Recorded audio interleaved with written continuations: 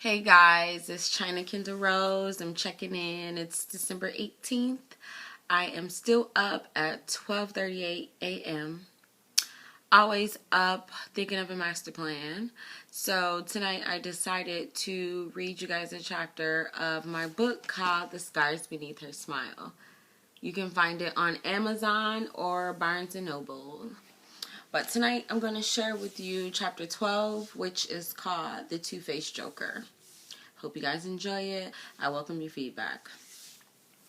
Maxwell surprised Aaliyah with an all-expense paid trip to Las Vegas with her girlfriends for her birthday weekend. He even offered to take care of Naomi and Autumn while she was away. Aaliyah, of course, gladly accepted, then began to pack. Who wouldn't? As she was packing, she was thinking to herself, that is why I love this man. I won't ever give him up. He's too good to me. Before she took off into the friendly skies, she put that juicy on him to extend her gratitude for his generous gesture. He went straight to sleep, and for a minute, he too was flying the friendly skies. The next evening, Maxwell hosted a spade night. His family and friends, including his 2 children, were there. The adults were talking loud and belligerent. They were sipping on Hennessy and Coke and passing joints back and forth. Joints. Back and forth while slapping their cards down on the table and talking shit like black people do when we play spades. They lived directly across the street from a Kmart, and all the children in the neighborhood would come and play in this huge parking lot. This gave them great space for running, riding bikes, and playing games. When Autumn went into the house to grab a cold drink, Maxwell caught a glimpse of her. Lust quickly filled his eyes. Autumn could feel him watching her. Not making eye contact with anyone, she hung her head low instantly, falling into a trance because she knew what was coming next. She kept her cool by walking by the table of adults that were getting wasted. Breathing deep, her heart once again was pounding in her chest, so loud that her eardrums were thumping to the same rhythm. She silently prayed that he would be too occupied with his company to give her any attention. Her hope soon failed. Maxwell grabbed her by the arm, asking if she could help him refresh the snacks for the guest.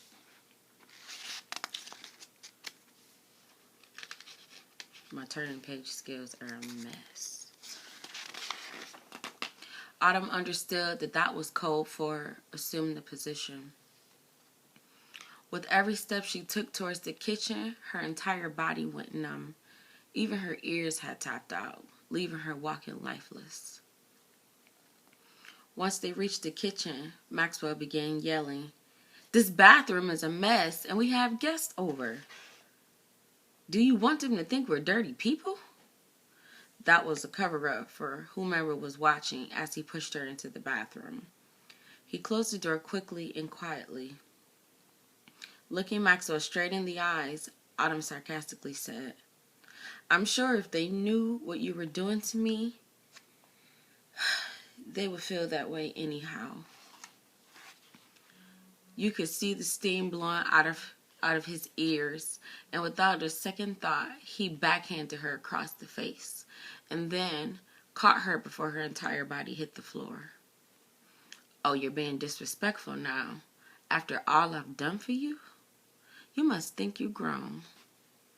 I definitely don't have a problem showing you what grown-ups do." Autumn was in shock from being slapped. She couldn't speak, trembling with fear, and she held her bloody lip while she watched Maxwell snort a line of coke from the side of the tub. Autumn closed her eyes that burned with tears to pray silently. "Oh Lord, please take me away from this bad man. Please bless me so that I never have to see his face ever again. Amen." She wished that when she opened her eyes, she would be alone in the bathroom. Hell alone in this entire house, But reality set in when she peeled her lids open. Maxwell was standing in front of her, looking like a drug version of the Incredible Hulk. Instead, he was the Incredible Demon. The coke had taken effect. The rims around his eyes were red with a raw look to them. He had white powder on the borders of his nostrils, and on his lips he wore an evil grin. I told you from the beginning to keep your mouth shut. If you had listened, I wouldn't even be upset right now. You'll learn a good lesson tonight, he said to her. He aggressively grabbed her by her pants, ripping them down to her ankles. He then forcefully snatched off her shirt, exposing her bare breast. Yeah, let me see that beautiful body. You have great tits to be so young. You are nice and ripe. Maxwell pushed Autumn onto her knees before shoving his fingers into her vajayjay, deep and hard. I see that you're talking back, saying bad words to hurt Daddy's feelings. I need to clean your mouth out. Open it.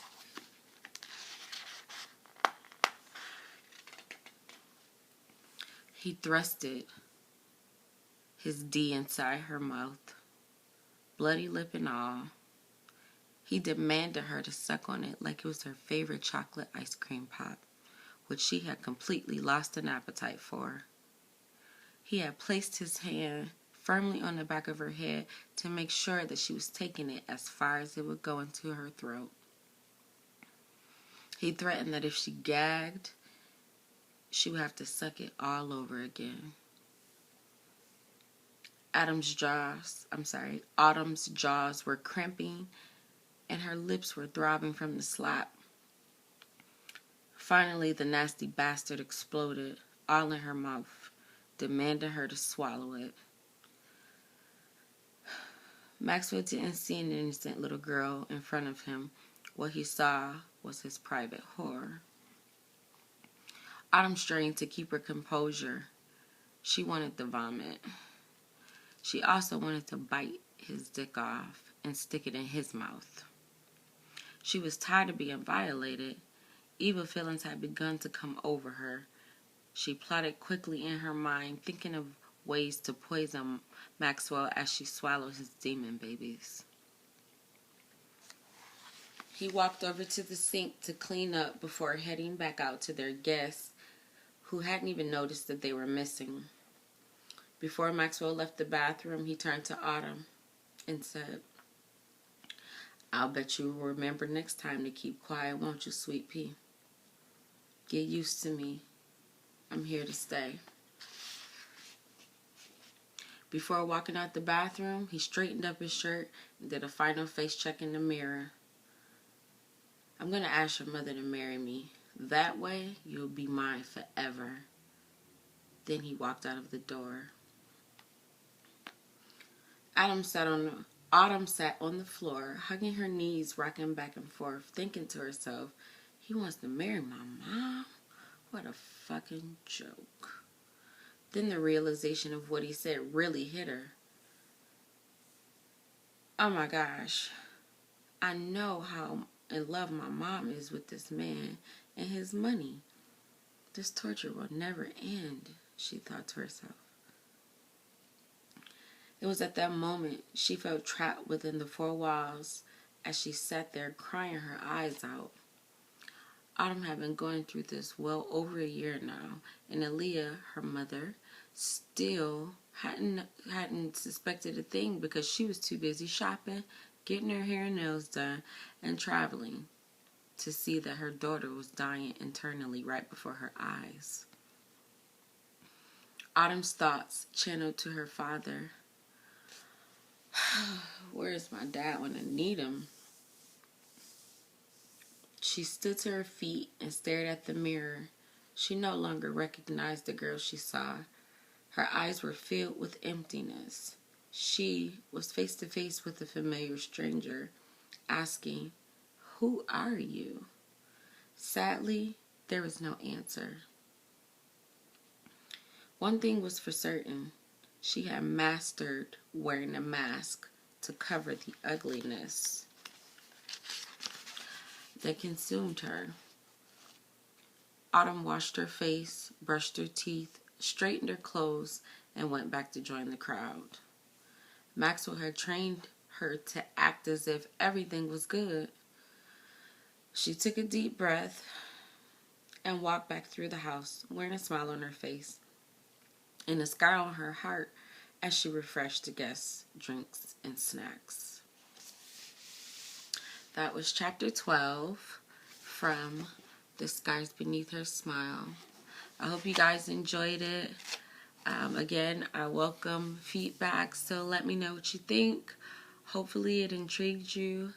This is somewhat of a true story, and I wrote this book in hopes to inspire people who have been through something similar in their lifetime and they don't know how to deal with it.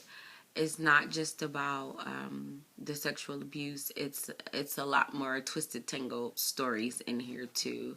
It's not just for women. It's for everybody. So I hope you enjoyed it. And again, let me know what you think. All right. Good night.